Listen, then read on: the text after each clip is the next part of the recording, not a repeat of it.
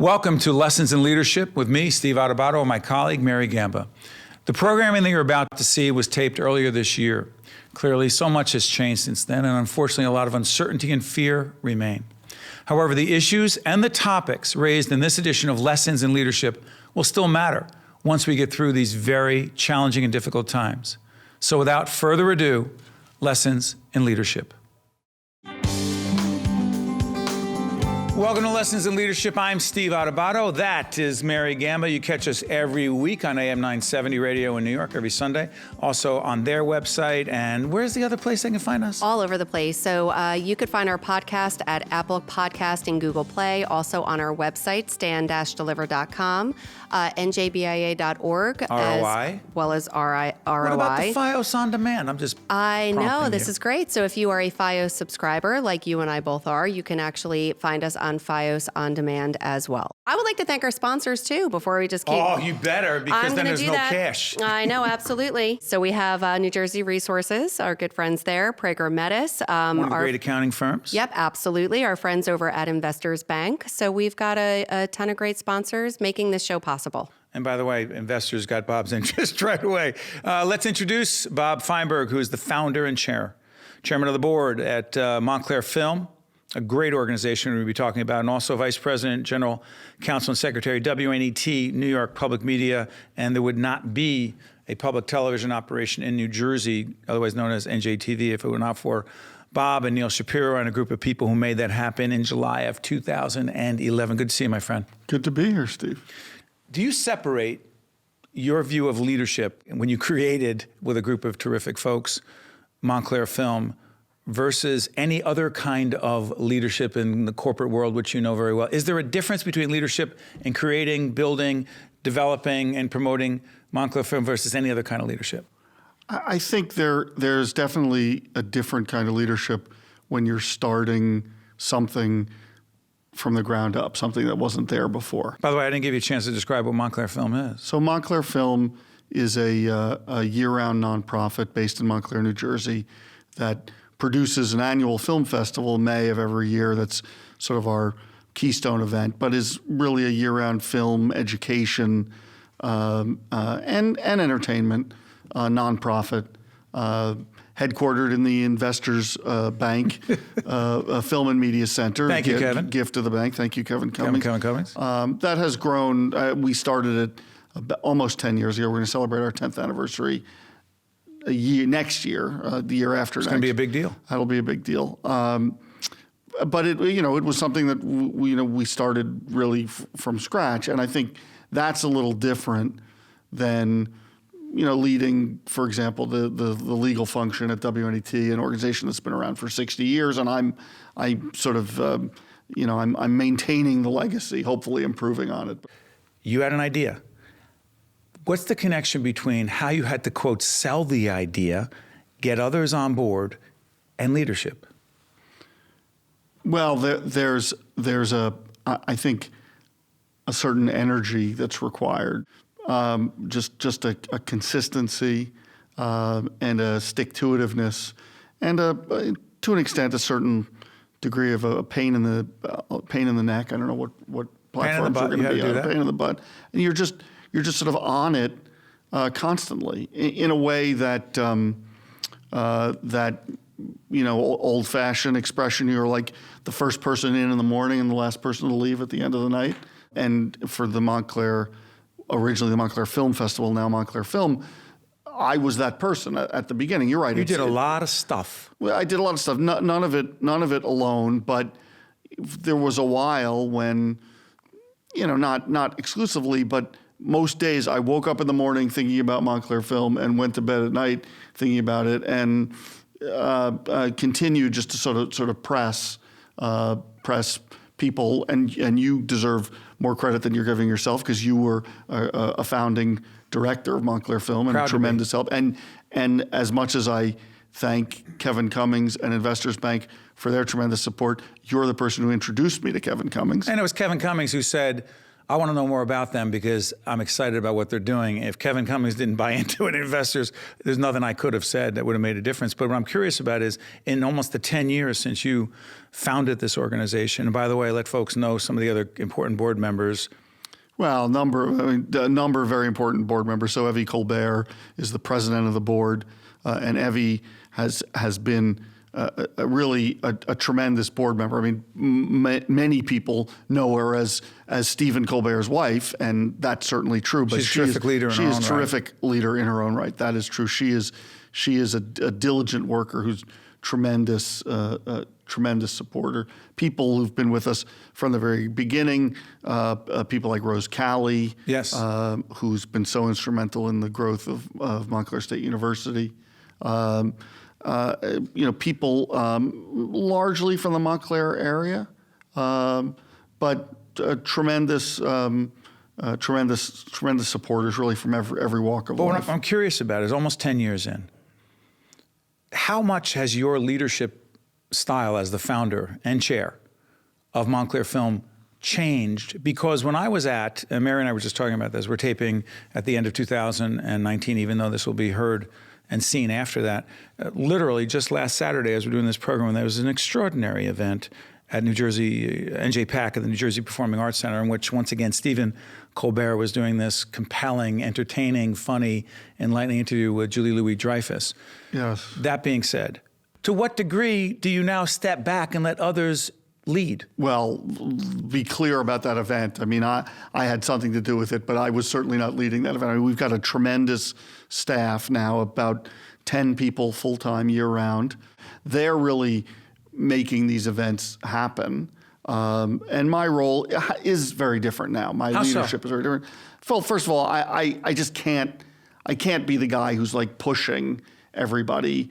First of all, they don't need it. Second of all, they wouldn't put up with me anymore. I mean, it's just enough of that. But they, in all seriousness, they don't need it. There are things that I can do to help because of a network I've developed over the years. Because of relationships. I'm lucky enough to have in place friendships. Occasionally I have a good idea, but the execution, like that evening, Stephen Colbert, Julia Louis-Dreyfus, close to 3,000 people at NJPAC, John Schreiber's beautiful venue. Schreiber's the best. NJPAC is awesome. But that is a tremendous effort, and I thought was not only entertaining and enlightening, but to me it was flawlessly executed. Raised a few bucks. It raised a few bucks, which is very important for a nonprofit like ours. Yeah, to say the least. So it. Great event, but really the team is making it happen. You're listening and watching Bob Feinberg, founder and chairman of the board of Montclair Film, and also vice president, general counsel, and secretary of WNET New York Public Media. Mary, jump in. Yeah, absolutely. I'm just sitting here in awe just because hearing the discussion of how you just had this idea, seed, you planted it, and then seeing and hearing and watching how it's evolved. How do you find that you get people to buy into your vision and people to follow? And I never like to use the word follow. I don't know. It sounds like you're a follower, but join in. Thank you. Thank you very much. So how do you get people to join in and believe in that vision? One answer, which sort of is obvious, is that success breeds success. And my mother-in-law says that a lot, and she's right. I mean, we've developed tremendous momentum thanks to the people who have gotten involved, the things that we've been able to do, really from day one. And there are lots of different ways to measure success for a nonprofit. You can measure success, whether you're operating at a surplus or not. And we've, knock on wood, operated at a surplus, small surplus, but a surplus every year. We started in 2009. Really, when the economy was reeling. Wow, I forgot. It just hit me when. Yeah, right. So we formed the organization right at the beginning of 2010 and started building a board and started raising money. And really, it was the economic downturn that spurred on the creation of the organization, because we saw so many of the arts and education nonprofits in Montclair and the greater northern New Jersey area either scaling back or disappearing entirely. So we thought, we should step in. We should do something. And that was one of the ways that the organization was born. And we've worked really hard, and we've had some great contributors, and we've been really lucky. And as a result, there's been great momentum. And there are tons of ideas. People come to us with ideas. Really every day, somebody's got some new suggestion.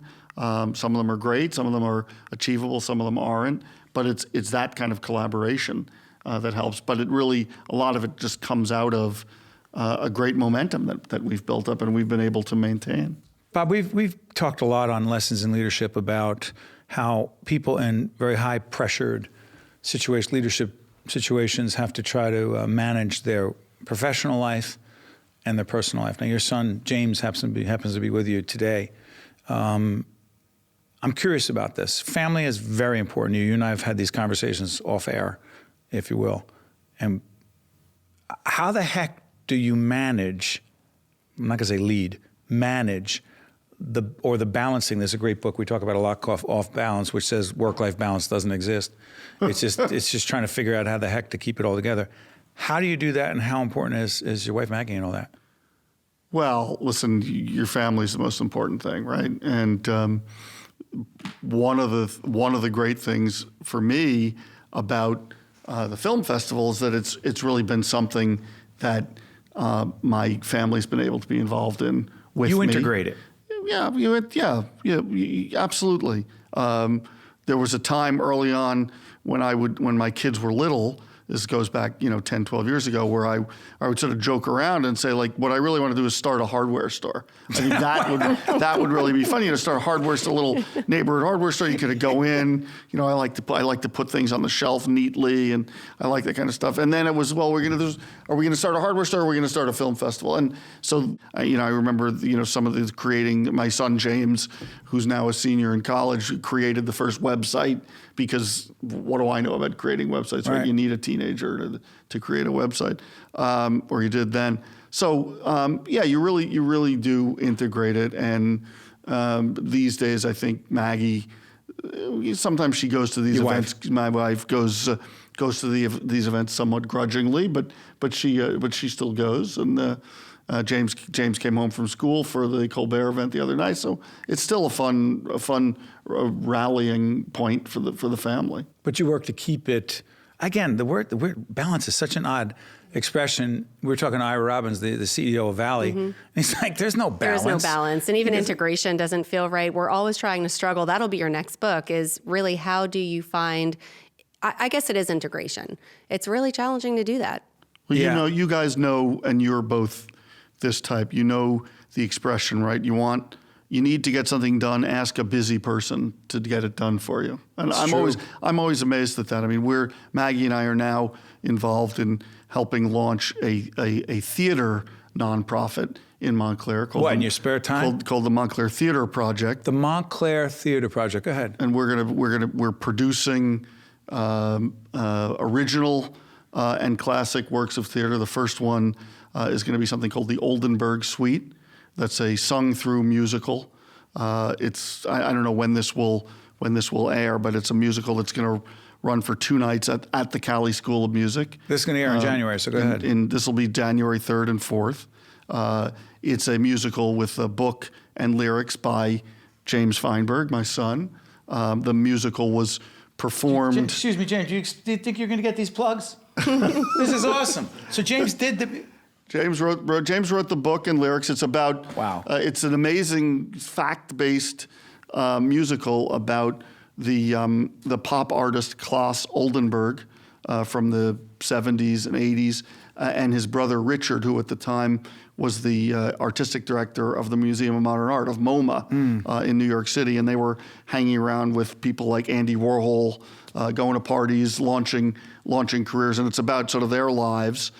So when this group of people in Montclair started thinking about launching a nonprofit to help promote theater, we thought what a great way to start, because we really want to promote actors, musicians, writers, composers from Montclair and around Montclair. And we have a cast of 10 people. Almost half of them are graduates of Montclair High School, the School of Visual Performing Arts, or the theater program at Montclair State University. Another great endeavor, but so busy people.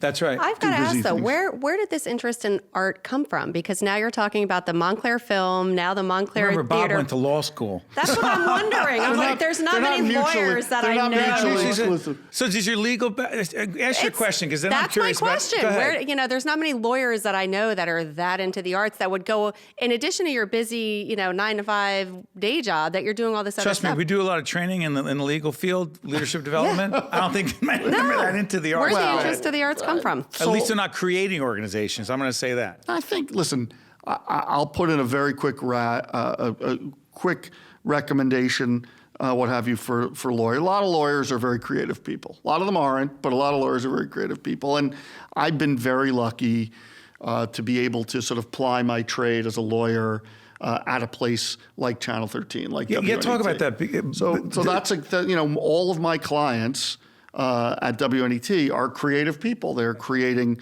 television programs, podcasts. To disclose, we're one of them. Go ahead. And that I find really rewarding. Frankly, it fits with whatever side of the brain works for me, to be able to be the lawyer for creative people and to be around creative people and to help them sort of think through the issues that you have to address when you're creating content in 2019. To what degree, Bob, do you feel that your legal background, your training not only in law school but being a lawyer, has helped you be the best leader you can be? One of the things that always appealed to me about being a lawyer, and earlier in my career, I was a litigator. I've always thought that being a litigator is a great opportunity to get dropped into lots of very different situations, different businesses, different interactions between people, and it requires you to sort of learn a new field every time you have a new client. And that's exciting because you're not doing the same thing over and over again. And it helps you, or it gives you the opportunity to help people who might not, as they say, think like a lawyer. But I really do like plying that trade in a creative environment. Last question for Bob Feinberg, the founder and chairman of the board, Montclair Film, and also vice president, general counsel, and secretary, WNET, New York Public Media. And to disclose again, we've collaborated with and been there. I don't know whether the term is clients or whatever. We wouldn't be able to do what we do on public broadcasting with our program if it were not for WNET and NJTV and Bob and his team and the CEO there, Neil Shapiro. But that being said, last question. We're big fans of being self-aware and knowing what your strengths are as a leader and also your opportunities to be better. One area you need to get better as a leader is, as we wrap up? One area I need to get better? Yes, I know. Don't tell me what mine are. I already know. Mary tells me every day, so go ahead. I need to develop a better store of patience because I get impatient with people. I get impatient with processes. I get impatient. Stop giving me stink eye over there, Mary Gamble. Go ahead. I think I've had people say to me, "Look, you need to not let people know when you think they're not doing what they should be doing. You need to find better ways to do that." And I consider this a great leadership attribute. This has been Bob Feinberg, the founder and chairman of the board of a terrific organization. By the way, tell everyone the website so they can go, not just find out what's going on, but also contribute because everybody needs money. MontclairFilm.org. Okay, and there's film festivals coming up when? May 1st through 10th of 2020. You want to talk about growth? First year, Montclair Film Festival had how many films? It was about 45 films over 5 days, and in May of 2020, it'll be about 180 films over 10 days. Awesome. And also, Bob is, as I said, the Vice President, General Counsel, and Secretary WNET over in New York. Bob, thank you for joining us on Lessons in Leadership. Guys. This was great. Thank you. See, Mary, you always think you know what's going to happen, and we don't. That's why we have good guests. I'm Steve Adubato. That's Mary Gamba. We'll be right back right after this. Lessons in Leadership. This is Mary Gamba. If you want more leadership tips and tools, log on to stand-deliver.com. That's stand-deliver.com. This edition of Lessons in Leadership is brought to you by Gibbons PC, Prager Metis, Valley Bank, New Jersey Resources, and the International Union of Operating Engineers, Local 825. Welcome back to Lessons in Leadership. I'm Steve Adubato with Mary Gamba, and I want to thank our good friend Bob Feinberg from Montclair Film, and also from over at WNET NJ TV. Again, same question I always ask you, but after we have someone come in who's such a strong leader, takeaways. Having the ability, and I know we always say this, and having that ability to be a leader, to have a vision and to get people to follow you is just one of the greatest assets of a leader. And it's funny because when we started the project doing Lessons in Leadership, I really didn't know how many different perspectives we would hear on leadership. Do you think we run out of stuff after a couple shows? I did. I really did. And I think did. we're on like episode 85 now. I don't know, right. JP, Brian, it's around there. Mm-hmm. And every time there's a new lesson, a new takeaway. So I almost feel like we should pay our guests to be here rather than us getting paid to be here. That's an absurd idea. And just listening to Bob, really... we can't afford that. We can't afford that, no. Listening to Bob talk about how, as you had said, one day you were just sitting there, you had this idea. No, he I'm had telling the idea. How many people have an idea like that, but and he it had never goes conversations anywhere? like that. I was just one person. Right. He had to go sell that. It was at night, 8 o'clock at night, after he did his work over in New York in public broadcasting. Do you realize how many dinners he had, how many breakfasts he had, how many lunches, how many late night conversations? Yep. Here's the one I'm trying to get at. And I watched my dad in 1970 create a not-for-profit organization. I remember being a little kid, and my dad was just building this thing. Yeah. And I was like, what is he doing? Why is he never around? He's building relationships. That's what he's doing. And leadership all comes down to building relationships with others. And it could be something as big as Montclair Film. It could be something a lot smaller. It could be a fundraiser. It could be anything. And the ability to build relationships, you never know when you're going to need someone, something to just really help you to put something together like that. And there's another part to that. Mary and I are students of relationship building, which is why we thank our sponsors, such as... Absolutely, definitely. Prager Metis, New Jersey Resources, Investors Bank, Gibbons, we talked about them before. Who else am I missing? MD Advantage, RWJ Barnabas Health. So we just have a lot of great people that make this possible. And also the folks at Hackensack Meridian Health and St. Joseph's Health. Okay, why do we say all this? Because, and I said I'd come back to this later. Mm-hmm. So with Bob Feinberg, I know when he was starting to raise money for Montclair Film or Montclair Film Festival, how hard that was. Going into their 10th year, it's no less challenging in an environment where everyone's looking to secure resources. And I remember he convinced the folks at Investors, right, to come on board. And Kevin Cummings, the CEO, and which is one of their major sponsors, but also they've got the building where they have Montclair Film. It's the Investors building with them. Why am I saying all this? Because sometimes people become very transactional, meaning they think leadership is about making deals. Okay, yeah, it is. But do you ever see people who make a deal, they celebrate, they check off the box as if they're done? That relationship, just like, I don't want to be corny here, but like a plant or whatever, I don't know how to garden anything, but you have to keep nurturing that thing, because if you go back at the last minute and you go, hey, yeah, we need your money again. Mm-hmm. Hey, yeah, we need something from you again. I'd like to have a transaction with you again. Right. It's the reaction of most people. Most people are going to be turned off, as they should be. If they were good enough to be brought to the table in the beginning because you thought you saw something in them and they'd want to partner, they should definitely be with it side by side for the rest of the relationship. What does this have to do with leadership? Because most people are moving forward 1,000,000 miles an hour. And we talked about the hub and spokes. You're the hub, and all these spokes are your key relationships. And yep. Stakeholder is a weird term. It's like who matters in your world. Oh, and I have a prop. I had a handwritten note, and we were talking about this earlier. Is it from? It is from our friend. Yep, from Bernie. And so we had a call. And this was the major union leader that we. Yes, and it could be from anyone. But I received a handwritten note. You did as well. Same guy. Simply thanking us for taking the time for a call. And I was shocked. I will remember that. I mean, we get handwritten notes as like a thank you for maybe having somebody as a guest on the show, or if you send them a holiday basket. But just literally a thank you, a handwritten note, That is the core of relationship building. That's what we're talking about, because I will remember that. I will remember, and a lot of times people say you're not going to remember what somebody said, but you're going to remember how they made you feel. I will always remember that Bernie made me feel like I was important enough for him to take the time out of whatever else he was doing to write a handwritten note. It's simple, so basic, but so powerful. You know, to Mary's point, we're in the business, and Bob Feinberg is the leader of a not-for-profit at Montclair Film and also chief counsel over in New York at WNET. So both are it's a nonprofit as well, and was a key person with Neil Shapiro, who was the leader behind the movement to create NJTV, which is owned by WNET. Why do I say all this?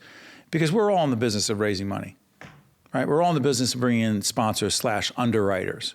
Why is this relevant? The other day, we got a major renewal of a sponsorship. And I remember, because you work so hard at, and you're going to say, why are we doing so much about fundraising? Here's a connection to leadership that I see. So we were working really hard, and we got an email the other day that one of those major sponsors came back, and it was a big amount of money, and you and I both know how much that pays for things, right? And I thought, wow, that's great. And I literally went to this little, my whiteboard that I have with the names of all the folks. Dry erase board. Yeah, and our daughter Olivia helps me circle them, and she thinks it's our money. I tried to explain we're a nonprofit. It's not our money. And the day was going on. There's a point to this. And I hadn't thanked the chief executive officer of that organization, who was key in making the decision to renew their sponsorship. And I was about to check it off and say, oh, well, listen, she knows how much we appreciate it. And I'm not patting myself on the back, but at the last minute, I just wrote a little email and I said, listen, I want you to know how much we appreciate you having confidence in us. We couldn't do what we do without you. Every word I said I meant, not a handwritten note, but an email. I think it mattered to her. Yeah. And it also matters going in the opposite way. It works with your team. So say, for example, if you have a larger team or even a smaller team, you need to make sure that you're also connecting and building those relationships with the people on your team. Or if not, those could just as quickly wilt, to use the garden analogy. I don't garden either. Well, they already know what devil's advocate. Right. She knows she did a good job. He knows he did a good job. Why am I telling them? People need to hear it. People need to have those touch points, and they need to, and it doesn't always have to be thank you or attaboy or just, hey, I realize that you went out of your way to do X, Y, Z, and I really appreciate it. Or by you, and you do this with me often, you'll be like, I just want to let you know that when you leave a seminar late at night, I want to let you know that what you did to prepare me for the seminar. By the way, I don't really know what you did. Right, to prepare. exactly. I just know it looks like a lot. But that's good, because that helps me know that I'm doing something right, because you shouldn't know all that goes into making the sausage, as we talk about. You don't want to know what goes into making the sausage, but if you make it right, it's sure going to taste good at the end of the day. Okay, and that's again, what it real boils down quick, to. we have about a minute or so left. What about all those leaders listening, or those in leadership positions who say, stop, people aren't that needy. They don't really need it. Leadership is all, you need to accept that people are needy. It's human nature. People want to, whether it's a handshake, a pat on the back, words, people need to have that. Same thing with our kids. Yeah. We're proud of you. Yeah, absolutely. We know you did your best. And that's all you need to say. Those words, I'm proud of you, I love you. If there's nothing else that you say to your kids, and at work, saying thank you. That's it. It's not complicated. In that spirit, let's thank the folks who carry the Lessons in Leadership program. That starts with our great friends, AM 970, Jerry Crowley, and Laura. Laura Schaefer, right? They're terrific at AM 970. You can listen to us every weekend over there, also on their website as well at AM 970. The folks over at FiOS On Demand, at ROI, and Jay at the New Jersey Business and Industry Association, also at Apple Podcasts, Google Play. And we also have to make sure we thank the folks at East Main Media Studio. We would not, no way we could do this without them. Yeah, absolutely. Mariana, thank you for helping to make this possible. And also one more quick time to our sponsors over at Prager Metis, a great accounting firm, over at Larry Downs, the previous CEO, the past CEO over at New Jersey Resources, also at Valley, at Gibbons, at Hackensack Meridian Health, New Jersey Resources, as I said, Local 825 operating engineers, MD Advantage, St. Joseph's, RWJ Barnabas Health. Thank you. Mary, you want to say anything else? No, thank you. Thank you, Steve. I appreciate you. I was just kind of looking for that. We'll catch you next time. Thanks for Lessons in Leadership, but you know that because it's behind me. Thanks. This is Mary Gamba. If you want more leadership tips and tools, log on to stand-deliver.com. That's stand-deliver.com. This edition of Lessons in Leadership is brought to you by Gibbons PC, Prager Metis, Valley Bank, New Jersey Resources, and the International Union of Operating Engineers, Local 825.